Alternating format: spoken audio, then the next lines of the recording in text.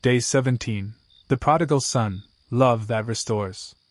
Scripture, Luke 15 verses 20 to 24. Reflection. The prodigal son wasted everything, yet the father waited, watched, and ran to embrace him the moment he returned. This is God's heart toward us. No failure, sin, or distance can erase His love. He doesn't shame us, He restores us with celebration. Like the prodigal, we sometimes chase distant lands of self-reliance, but God's arms are always open. The robe, ring, and feast remind us that restoration is not partial, it is complete.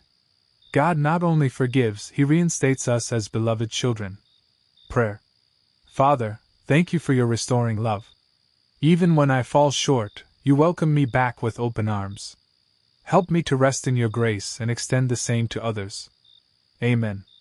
Action plan. If there's an area of failure weighing you down, bring it to God today. Receive His forgiveness fully.